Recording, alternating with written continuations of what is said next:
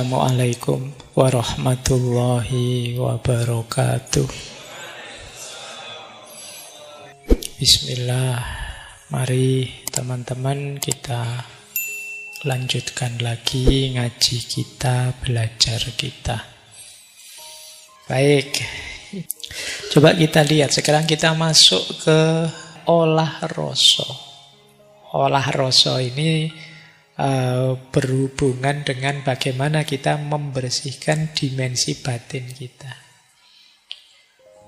Jadi olah rasa itu menajamkan kesadaran batin agar kita bisa menangkap kebenaran, menangkap kehendak Tuhan, dan memahami makna di balik segala peristiwa. Kadang-kadang digambarkan seperti menjernihkan air yang keruh, sehingga cahaya bisa terlihat. Jadi nanti ada rumusnya olah rasa ini. Tapi diingat-ingat, rasa itu tidak sekedar rasa ya, tidak sekedar emosi, tidak sekedar Pak ini pedas, ini pahit, tidak sekedar itu, awas keliru. Kalau itu kan rasa fisik. Ini rasa batin. Rasa batin pun ya tidak sekedar emosi.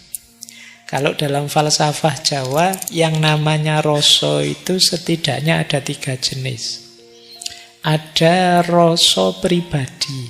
Rasa pribadi itu kepekaan kita terhadap diri kita, sisi batin kita. Ini loh, rasa pribadi itu. Wah, sedang marah nih saya. Tersinggung ini kelihatannya saya. Itu tidak gampang loh orang bisa seperti ini. Orang itu biasanya nganggap dirinya stabil saja, padahal tidak stabil. Ternyata aku kecewa ini saat ini. Ini namanya rasa pribadi. Bisa mengenali diri, membaca emosi diri. Ini namanya rasa pribadi. Biasanya ya untuk bisa seperti ini harus mengambil jarak dari diri kita. Kalian mengamati dirimu yang sedang marah, mengamati dirimu yang sedang kecewa, mengamati dirimu yang sedang gelisah. Ini namanya rasa pribadi. Boleh dicoba ya nanti. Mungkin kalian nyari kaca terus lihat dirimu. Seperti apa ya emosiku sekarang. Baik. Saya pernah baca, lupa di mana, tapi coba latihan mengambil jarak dengan dirimu itu dengan cara memanggil namamu sendiri. Ngobrol dengan dirimu. Mungkin rasanya agak cringe ya. Coba kamu panggil namamu sendiri, kan unik itu. Wahai Faiz, itu tidak enak ya rasanya. Tapi kalau kamu mampu begitu, kamu sudah bisa ngobrol dengan dirimu. Jadi kamu bisa mengambil jarak dari dirimu. Coba kamu latih itu. Apa ya? Ini kemampuan kita detachment. Kalau namamu Agus ya berarti Agus sedang sedih nih karena gitu ya. Jadi kan itu namanya kamu sedang mengambil jarak dari dirimu. Jadi kamu membahas yang dibahas dirimu sendiri. Itu namanya rasa pribadi. Nanti ada rasa sosial. Rasa sosial itu daya empatik.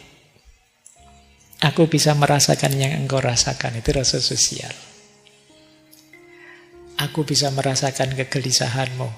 Aku paham kesedihanmu. Itu rasa sosial. Nah, kali ini sebenarnya tidak di rasa pribadi, di rasa sosial. Tapi guru sejati itu rasa ilahi. Kesadaran batin kita tentang hadirnya Tuhan dan kehendaknya Tuhan. Itu rasa ilahi. Rasa ilahi itu begini. Ketika kita mau melakukan sesuatu, ini dilarang oleh Tuhan, tidak boleh sebenarnya. Itu rasa ilahi. Rasa ilahi itu nanti dalam prakteknya di ilmu tasawuf dekat dengan namanya muraqabah. Kesadaran bahwa Allah selalu ngawasi kita, bahwa Tuhan selalu di sisi kita mendampingi kita. Sehingga kita tidak berani sembrono, mau melakukan apa saja Iya ya Tuhan ngawasi saya ini. Malu saya kalau melakukan yang seperti ini. Ya tidak ada satupun orang tahu, tapi kan Allah tahu. Ini kesadaran muraqabah namanya. Istilahnya rasa ilahi. Ya, jadi ada rasa pribadi, ada rasa sosial, ada rasa ilahi. Lah terus bagaimana Pak mengolah rasa itu? Dalam falsafah Jawa nanti ada tahapannya. Tahapan awal namanya serawung rasa. Setelah itu seleh rasa. Setelah itu manunggal rasa. Jadi serawung rasa atau mengenali rasa, seleh rasa memasrahkan rasa, dan manunggal rasa menyatu dengan rasa. Serawung rasa mengenali rasa, peka terhadap perasaan kita sendiri. Sebentar lagi mesti marah ini saya kalau situasinya begini, itu peka namanya. Ketemu orang model ini, secerewet ini tersinggung ya aku mesti. Nah itu. Kalau orang ngomongnya nyelekit sekali itu saya biasanya tidak betah, tidak tahan. Mengenali rasa dirimu. Wah ini saya sedih, ini saya ketakutan, ini saya itu. Serawung rasa itu buahnya kita jadi eling lan waspada. Saya tidak mendekat-dekat ke sana lah, karena kalau di sana saya mesti tergoda. Saya agak menjauh dari teman yang itu karena toksik sekali. Saya mesti terpengaruh jadi misuh-misuh. Itu kita jadi eling lan waspada ketika mengenali rasa diri kita. Ini namanya serawung rasa. Langkah selanjutnya setelah kenal apa? Seleh rasa. Seleh rasa itu kita ikuti iramanya, kita terima diri kita yang sedang marah, kemudian biarkan dia hadir, kemudian kita ambil jarak, kalau memang perlu diperbaiki, kita perbaiki. Itu namanya seleh rasa. Jadi pasrah, iya sih saya sedang marah, iya sih saya sedang sedih. Ini namanya seleh. Diakui, tapi tidak terikat di situ. Terus kita hayati, pada saatnya kita lepaskan. Namanya seleh. Jadi kalau di Jawa ada peribahasa wong salah kudu seleh. Jadi, seleh pasrah. Iya ini salahku dan akan aku lepaskan, aku perbaiki. Namanya seleh rasa. Jadi setelah serawung rasa kita kenali, kita terima, kemudian kita lepaskan. Setelah dilepaskan yang terjadi apa? Nurani kita, kolbu kita jadi bersih. Kalau sudah bersih, saatnya guru sejati tadi hadir. Masuk dalam diri kita. Nanti di situ ada istilah manunggal rasa. Karena guru sejati pasti mengarahkan ke yang baik-baik. Saatnya kita bersatu dengan rasa kita yang baik-baik tadi. Ada istilah nyawiji rasa. Kita bersatu dengan rasa ilahiyah. Ini nanti ada yang menggambarkan proses ini semacam manunggaling kawula Gusti. Tapi dengan definisi yang tidak sama persis dengan Al-Hallaj dan kawan-kawan. Jadi manunggaling kawula Gusti di sini bersatunya kehendak Tuhan dengan kehendak kita sebagai manusia. Yang kita inginkan itu yaitu yang diinginkan Tuhan. Itu namanya kita sudah manunggal berarti. Kita sudah nyawiji. Allah menginginkan kita jujur dan kita juga senang kalau melakukan kejujuran. Itu berarti kita sudah bersatu. Allah menginginkan kita taat dan kita gembira menjalankan ketaatan itu. Kita juga ingin taat. Bersatu sudah. Nyawiji rasa, manunggal rasa. Jadi setelah serawung kita seleh, kita jernihkan diri, setelah jernih kita bersatu. Hadirnya Tuhan dalam bentuk kebaikan-kebaikan melalui hati nurani. Itu yang disebut manunggal rasa. Ini tahapan-tahapan olah rasa. Dalam rangka apa? Membangkitkan guru sejati tadi. Dalam kolbu kita, hati nurani kita. Ada satu quotes menarik. Olah rasa adalah jalan sunyi kembali pada Tuhan. Ia tidak butuh kata-kata banyak, tidak butuh keramaian, hanya kesungguhan dan keheningan batin. Ya, nanti kalian renungi ya kalimat ini.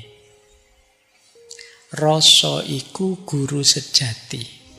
Yen wis ngerti rasa, bakal ngerti kersane Gusti. Rasa adalah guru yang sejati. Jika sudah paham rasa, akan paham kehendak Tuhan. Rasa yang sejati adalah jernihnya hati nurani tadi. Baik, kita lanjutkan materinya. Nanti dalam konsep falsafah Jawa ada istilah samadhi atau semedi. Semedi mungkin kita membayangkannya orang yang diam, menunduk, dan lain sebagainya itu ya. Yo, ilustrasinya begitu. Tapi yang jelas, kalau dalam filsafat, semedi itulah wadahnya olah rasa. Apa sih semedi itu? Laku diam, hening, menyatu dengan kesadaran batin kita. Jadi proses rawung, kemudian seleh, kemudian nyawiji manunggal, itu bisa kita jalankan antara lain dalam proses semedi. Nah, ini kalau di tasawuf dekat dengan konsep uzlah. Ayo kita menjauh sebentar dari keramaian, mencari keheningan, membaca, memahami dimensi batin diri kita. Kenapa sih Pak kok harus semedi segala? Mbok ya biasa saja bareng-bareng orang, rame-rame. Logikanya begini. Kalau kita masih rame terlibat dalam keramaian, kita mesti sulit fokus. Jadi pikiran yang gaduh, pikiran kalau masih rame isinya macam-macam, itu nanti bisa jadi penghalangnya rasa yang sejati. Nah, dalam kita bersemedi, pikiran kita ditenangkan, sehingga suara-suara hati nurani bisa terdengar. Jadi semedi itu isinya mengendapkan rasa tadi. Jadi kalian boleh ngambil momen sendirian sambil merenungi dirimu. Uzlah kemudian tafakkur tentang dirimu. Pahami isi hatimu, pahami suara-suara hatimu. Kalau momen semedi ini kalian jalankan, disitulah nanti guru sejati akan terdengar suaranya. Hati nuranimu suaranya bisa kamu pahami. Jadi dalam keheningannya semedi, kalian mencapai namanya hening kan linuwe. Hening yang dalam. Jadi semedi itu gunanya apa? Ngerasake rasa. Merasakan rasa yang sejati. Rasa yang sejati itu yaitu kondisi kolbu kita, batin kita yang jernih sehingga bisa memantulkan cahayanya Tuhan. Di situ nanti ada tuntunan-tuntunan dari hati kita. Oke ya, ini kalau ada yang tanya, Pak, orang Jawa kok kadang-kadang semedi, kadang-kadang nyepi sebentar, mengheningkan cipta, mencari kesepian. Itu dalam rangka mendengarkan suara hati yang jernih, yang tidak terkontaminasi oleh macam-macam ruwet gaduh di sekelilingnya. Nah, kalian boleh ya ngambil trik semedi ini ya, karena hari ini kan pikiran kita itu gaduh terus, rame terus. Lagi santai-santai buka TikTok, tiba-tiba disuruh bahas ijazah, terus kamu pusing lagi, ki opo urusan ijazah. Jadi kamu ndak sempet tenang, pikiranmu gaduh terus. Ambillah momen, saya ndak tahu, seminggu sekali, sebulan sekali, untuk kamu masuk ke dalam, jangan terlalu sering keluar. Dengarkan suara hatimu sendiri. Semoga batinmu jernih. Kalau belum jernih ya bersihkan. Saya masih banyak irinya, Pak. Nah, ini serawung rasa. Saya kadang-kadang masih sombong, Pak. Saya kadang-kadang masih merasa besar, Pak. Ini serawung. Terus seleh. Nah, syukur-syukur nanti kalau sudah tazkiyah, sudah tirakat, bisa bersih, kemudian bisa manunggal. Bisa mendengarkan lagi suara yang sejati, suara hati nurani yang bersumber dari Tuhan. Itulah sebenarnya hakikatnya guru sejati. Pak, yang saya baca buku, yang diajar guru, diajar dosen, itu rujukan. Sumber-sumber untuk membantumu tazkiyatun nafas, untuk membantumu menjalani laku, sehingga batinmu bisa jernih. Guru, buku itu kan memberimu konsep, memberimu teori. Yang menjalankan kalian. Kalau tidak dijalankan ya tidak dapat apa-apa. Sebanyak apapun gurumu, kalau tidak ada yang kamu jalankan, ya kamu tidak berubah apa-apa. Jadikan itu pertimbangan dalam batinmu untuk mendengarkan suara hati. Ada lagi konsep dalam filsafat Jawa, itu kewaskitaan. Nanti ada yang bilang, buahnya apa, Pak, kalau saya sudah bisa menjernihkan hati nurani, kemudian terbimbing oleh guru sejati. Dalam filsafat Jawa ada istilah waskito. Waskito bukan perusahaan konstruksi yang itu ya. Jadi kewaskitoan itu adalah kebijaksanaan yang mendalam. Jadi kita belajar filsafat kan akrab dengan konsep bijaksana. Nah, dalam filsafat Jawa, kebijaksanaan itu dekat dengan waskito. Tapi waskito itu tidak sekedar bijaksana, tapi orangnya punya penglihatan batin yang tajam. Mampu membaca yang tidak kelihatan, itu waskito. Karena batinnya jernih, dia bisa menangkap segala realitas dan bisa memahaminya secara dalam, yang dalam tasawuf disebut ma'rifat. Ini orang waskito. Meskipun secara umum kadang orang menyebut waskito itu orang yang bisa membaca masa depan, Pak. Orang bisa ngeramal-ngeramal yang bisa itu. Ya itu artifisialnya. Jadi itu pinggirannya. Tapi pokoknya orang yang disebut waskito itu orang yang sudah terbimbing oleh guru sejati tadi. Berarti orang yang hati nuraninya jernih. Sehingga bisa menangkap kebenaran-kebenaran bahkan yang tidak kelihatan. Kadang-kadang kan kalian heran, ini orang ini kok pintar sekali ya, ngerti, saya belum ngomong saja sudah ngerti. Itu karena mereka ini levelnya sudah waskito. Jadi bisa menangkap dari gejala, gesturmu, kebiasaanmu yang ini, dia langsung bisa menebak. Tidak perlu pakai mesin pendeteksi kebohongan, lihat gesturmu, bahkan tatapan matamu, dia langsung tahu kamu mesti bohong. Nah, ini kearifan tertentu, kebijaksanaan tertentu. Cuma kalau yang versi ini, karena apa? Karena dia dituntun terus oleh guru sejatinya. Jadi dia selalu bisa memantulkan cahaya. Cirinya apa sih orang waskito itu? Yang pertama, memahami makna di balik peristiwa. Yang kedua, batinnya tajam. Rasanya tajam. cerdas spiritual, intuisinya tinggi, dan yang terakhir dekat dengan Tuhan. Dan harmonis dengan alam. Ini cirinya orang waskita. Hidupnya santai, tenang, waskita. Ya, lanjut. Seperti apa sih Pak profil orang waskita itu? Inilah profil orang yang telah menemukan guru sejati. Nah, ini ya. Cuma ini manifestasinya ya. Manifestasi itu ungkapan keluarnya. Prosesnya sendiri tadi di dalam diri, di dalam batin. Cuma ini ungkapan keluarnya. Seperti apa orang yang menemukan guru sejati itu?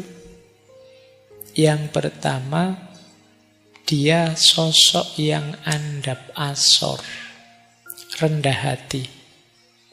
Tidak merasa lebih tinggi meskipun ilmunya memang tinggi. Kalau bergaul ya tidak membeda-bedakan orang. Tidak merendahkan siapapun dan tidak membanggakan spiritualitasnya. Ini ciri pertama ya, bukan orang yang pamer seperti minggu lalu. Misalnya cerita, saya loh sudah makrifat, kamu levelnya apa? Itu tidak yang begitu.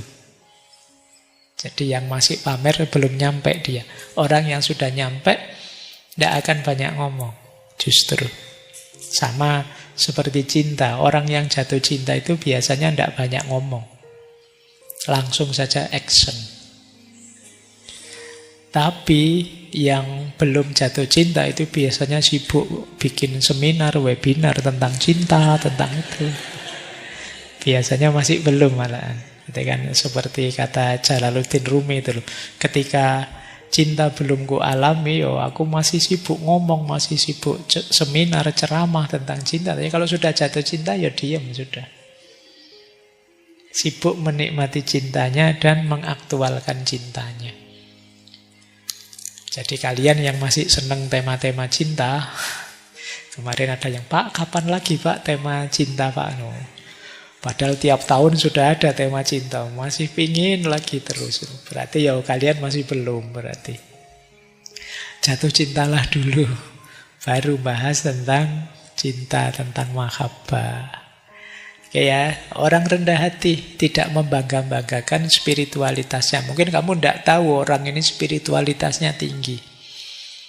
Karena dia tidak pamer. Yang kedua, sumeh dan welas asih. Sumeh itu ramah.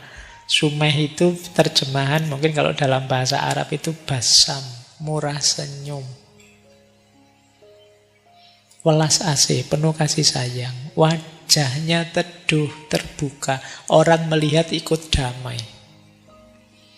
Kan kadang-kadang ada di sekitar kita, kita lihat wajahnya orang itu rasanya pingin ngamuk, pingin jotosi aja. Wajah kok nyebeli pol kan ya. Tapi orang ini, orang yang sudah menemukan guru sejati biasanya tenang, teduh, mudah memaafkan, tidak pendendam, hatinya lembut, tidak mudah menghakimi. Dia tahu setiap orang punya laku hidupnya masing-masing. Jadi tidak menganggap orang lebih rendah, lebih jelek, enggak. Orang punya ceritanya sendiri-sendiri. Tidak pada tempatnya kita menghakimi orang lain. Nah itu jadi kehadiran orang ini biasanya menenangkan, menggembirakan. Kemudian meneng lan eling. Meneng itu hening, tidak banyak ngomong. Ngomong itu kalau perlu saja. Lebih senang mendengarkan daripada bicara. Ini dalam hidup sehari-hari ya, bukan dalam kajian ini. Kalau di kajian ini saya yang paling banyak ngomong, kamu mendengarkan. Nah, dalam hidup sehari-hari tidak banyak ngomong. Kalau ngomong sifatnya ngemong. Ngerti ya? Ngomong yang ngemong. Ngomong yang ngemong itu ngomong yang tidak dominan, tidak hegemonik. Jadi kata-katanya mengayomi, menyejukkan. Kalau dia ngomong, batin kita tenang, tentram. Kita tidak terancam oleh kata-katanya. Karena ada kita itu orang, saya nggak mau deket-deket dia, kalau ngomong nyelekit. Kan ada yang begitu. Kalau ngomong menyakitkan hati, ada yang begitu. Nah, ini kebalikannya. Orang ini kalau ngomong membuat orang tenang. Situasi panik, begitu dia ngomong, tenang, sudah, tidak apa-apa. Oke, ini profil guru sejati. Dan senantiasa eling lan waspada. Ada lagi ciri mereka ini tidak mencari pengakuan. Tidak butuh pujian, sanjungan atau follower. Tidak dijempoli juga tidak apa-apa. Tidak dikomen juga tidak masalah. Dia tidak perlu itu. Kalau masih mencari pujian, sanjungan, pengikut, mencari kemasyhuran, ya berarti masih belum ketemu guru sejati. Tidak suka pamer keistimewaan, kebisaan. Kalau bahasa hari ini tidak suka flexing. Hidupnya biasa saja. Istimewanya apa? Batinnya selalu terhubung dengan Tuhan, terhubung dengan Allah. Kenapa? Nuraninya jernih, sehingga bisa terus menerima pancaran ilahiyah. Kemudian cirinya lagi sumunar, bercahaya, meskipun dia tidak memamerkan dirinya. Jadi meskipun dia sembunyi, tidak banyak bicara, orang tentram. Kalau ada masalah, dia bisa jadi solusi. Kehidupannya sendiri jadi teladan. Ini namanya orang yang bercahaya, sumunar. Orang seperti ini tidak perlu pamer, tidak perlu mencari follower pun ya orang akan hormat, respect, cinta padanya. Kemudian yang terakhir profil guru sejati itu tetek lang temen, teguh dan jujur. Tidak mudah goyah oleh ujian, fitnah, cobaan. Jujur dalam laku batin dan tindakan lahir. Tahu yang benar dan berani menegakkannya. Istimewanya apa? Tanpa harus menyakiti orang lain. Karena kadang-kadang kita berjuang menegakkan kebenaran sambil menyakiti orang lain. Kebenarannya tegak, tapi yang lain tersakiti. Nah ini kalau bisa ya kebenaran tegak tanpa menyakiti orang lain. Apa mungkin Pak? Ya mungkin saja, buktinya zaman dulu orang-orang yang bijaksana bisa melakukan itu. Zaman sekarang tidak mungkin Pak, ya sudah kalau tidak yakin, kan itu aja. Kalau faktanya wong dulu banyak, kenapa sih sekarang kok tidak bisa? Jangan-jangan kita kurang sungguh-sungguh menerapkannya. Atau jangan-jangan mindset kita sudah tidak di sini. Mungkin hari ini lebih positivistik, lebih kalkulasi-kalkulasi matematis. Sehingga kita jadi tegang, hidup serba cemas. Baik, masih ada waktu sedikit ya. Dalam tradisi filsafat Jawa, pertemuan dengan guru sejati itu banyak disimbolkan dalam cerita lakon Dewa Ruci. Ini dulu pernah kita bahas ketika kita membahas Kanjeng Sunan Kalijogo. Lakon Dewa Ruci itu simbol perjalanan spiritual. Ini dalam kisah aslinya Mahabharata tidak ada. Kamu cari di Mahabharata versi India ini Dewa Rucinya kok tidak keluar-keluar. Ya tidak ada. Yang bikin para wali. Jadi lakon Dewa Ruci itu simbol perjalanan spiritual. Dari Pandawa nomor 2 Werkudara atau Bima. Ini sebenarnya simbol orang yang ikut torekot melakukan perjalanan spiritual. Jadi satu ketika Bima ini diperintah oleh gurunya mencari banyu Perwitosari, air kehidupan. Semua orang tahu, termasuk saudara-saudaranya, air kehidupan itu tidak ada. Werkudara atau Bima ini sebenarnya dijebak saja oleh gurunya, Pendeta Durna, biar dia mati. Tapi ini seperti logikanya di Mursyid kemarin. Wong ini perintahnya guru, ya saya harus tetap jalan. Dia tetap jalan.